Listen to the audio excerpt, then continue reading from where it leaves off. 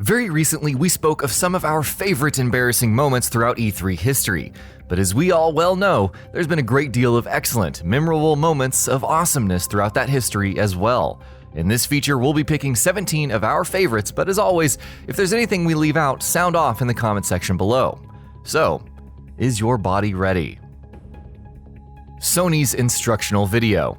Microsoft really shot themselves in the foot at E3 2013 with the Xbox One reveal and its bafflingly restrictive always-on functionalities.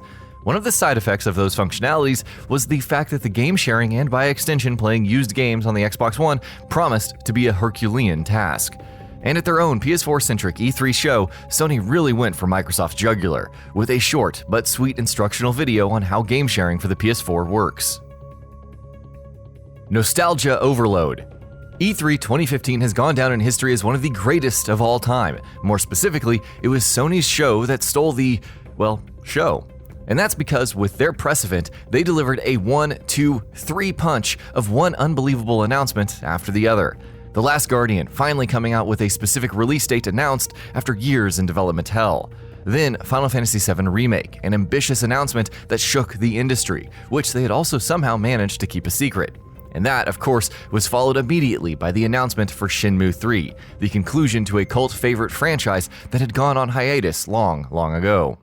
Xbox 360's GTA scoop. With the Xbox 360, Microsoft was making a ton of waves, attracting franchises over to their side of the industry who had previously been largely exclusive to PlayStation. Grand Theft Auto was hardly a PlayStation exclusive franchise, but with GTA 4, Microsoft managed to scoop up an impressive deal, which was a huge deal at the time. The GTA 4's expansions would be timed exclusives for the Xbox One. Sega rushes the Saturn out of the gate. We all love shadow drops, don't we? But this was perhaps the biggest shadow drop of them all. Sega, scurrying to compete with the PlayStation, which was constantly gathering steam ahead of its own launch, spent their 1995 conference talking about their system. But they didn't just talk about it, they confirmed the price and also announced that the console was available to purchase now. Audiences were surprised, but as it turned out, so were retailers. Sega had rushed the launch of the Saturn to get a head start on the PS1 so much that they had failed to even inform a large number of retailers that they'd be shadow dropping the console. Kevin Butler. Kevin Butler is now little more than a hazy memory in our minds, but back during the PS3 era, the character created by Sony was on everyone's lips. He was their living, breathing mascot, and back during E3 2010, he absolutely owned the stage. It wasn't with a game reveal or a major scoop, no, it was with a speech. A hilariously dramatic and rousing speech, which is perhaps, to this day, the only example of such a stunt being pulled at E3 and actually being done well. Very, very well. But seriously, I say it's time we focus on what really matters. The games. Who's with me?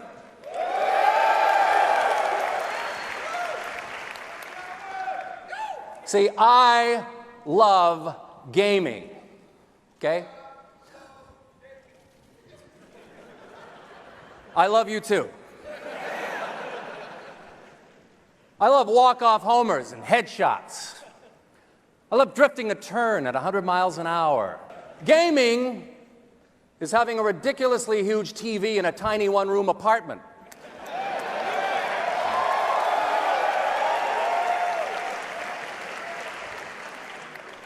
Staying up till 3 a.m. to earn a trophy that isn't real. But is. Reggie, taking names. Reggie Filsaime is a legend in the industry now. The man who was until very recently the president of Nintendo of America is the reason hundreds of memes exist, which is, of course, a very tiny portion of his contribution to our lives. Reggie introduced himself to the world at E3 2004, and what an introduction it was. He was about, in his own words, taking names, the complete antithesis of Nintendo's family-friendly image, and the rest was history. He would go on to instantly become a fan favorite and would remain the face of the company for over a decade. My name is Reggie. I'm about kicking ass, I'm about taking names, and we're about making games. My body is ready. We're not done with Reggie just yet. When we think of Reggie, there's one particular phrase that comes to all of our minds. My body is ready. The moment we're speaking of was, in isolation, nothing out of the ordinary. It was actually quite boring, a demonstration for Wii Fit. It's only with the benefit of hindsight that we now look back at it as the genesis of a legendary meme. Do what we call a body check on somebody. So today, I think we'll do it with Reggie. Hi. My body is ready. Hi.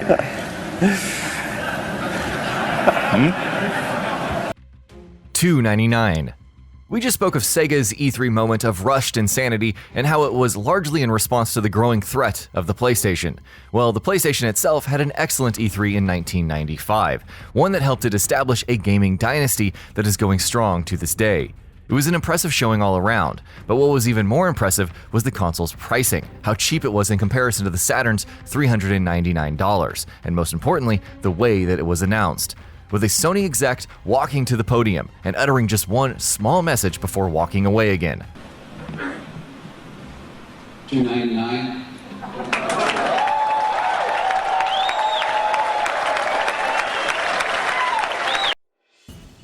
Live orchestra performance. Following up on their E3 2015 press event was no easy task, but Sony managed to hit the ball out of the park 2 years in a row. Their 2016 show was a stellar one, right from the get-go.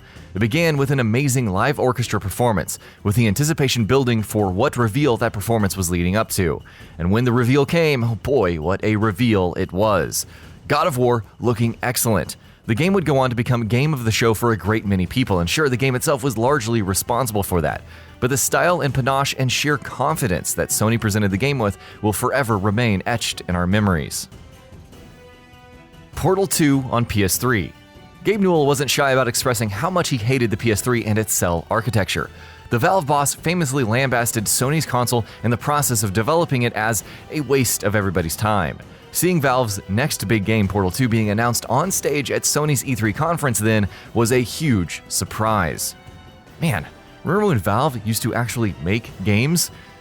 Sorry, what an original, totally not overdone joke, right?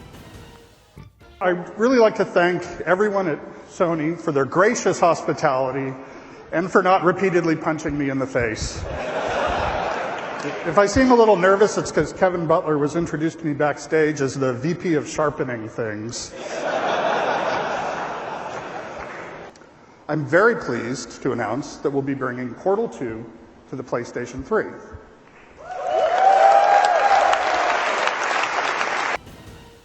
Hideo Kojima's Return. The Konami-Kojima split following the controversial Metal Gear Solid 5 was an event that shook the entire industry, and Konami's treatment of the legend following that split was something that drew the ire of millions. From them removing his name from the game's marketing materials to Kojima not being allowed to attend the Game Awards to accept his award, dislike, to put it politely, for Konami in the masses continued to grow.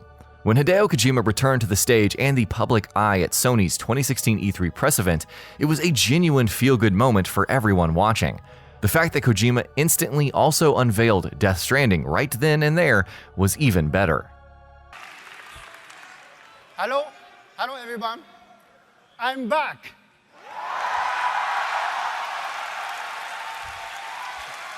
Thank you. Xbox One's backward compatibility. We've spoken of Xbox One's botched reveal at E3 2013 quite a bit in this feature and in many, many others, but Microsoft deserves a lot of credit for how it turned things around following that backlash.